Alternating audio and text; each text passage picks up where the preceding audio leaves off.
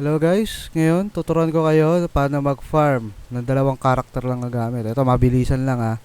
So ang gamit ko ngayon is itong shaper ko and extreme na one hitter. Ayun yung kailangan nyo, dalawang class lang.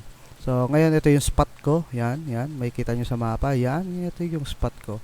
Ngayon, saan ko gustong pumwesto? Ayun, doon sa cliff, yan. Diyan ko gustong pumwesto. Ngayon, igagalaw ko si Key. Kasi mag F11 trick tayo. Yan, tuturo ko sa inyo guys paano mag F11 trick. Ilalayo nyo siya medyo dun sa spot na gusto nyong pwesto. Ipwesto si tank. Yan, dyan. Hindi pa ata dyan. Yan, kasi voice over lang to eh.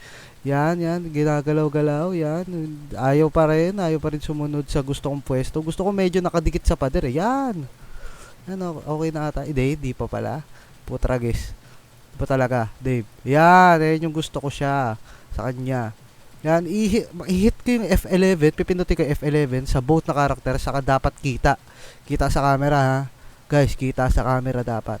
Ngayon, i-skillan ko na siya. Yan, dapat mag-autopats kayo sa first wave. Hit, sabay punta ako dun sa spot na gusto kong pwestuhan ng tanker. Ayun, di ba nag-stay siya dun? Ayun, tatanggalin ko na rin yung F11 sa kabila. Tapos yan, i-zoom in ko lang, dapat hindi kita yung key pag nagpa-farm kayo.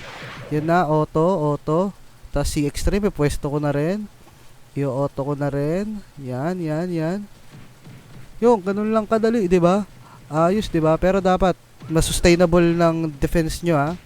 Huwag kayong susugod-sugod sa laban kapag hindi kaya ng defense ng inyong karakter, okay?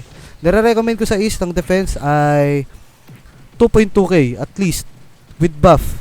Yan, at least 2.2k. Tapos yung shooting or yung melee dapat at least 2.2k din. Okay guys? Thank you, bye-bye, and see you sa next upload. Hehehehe.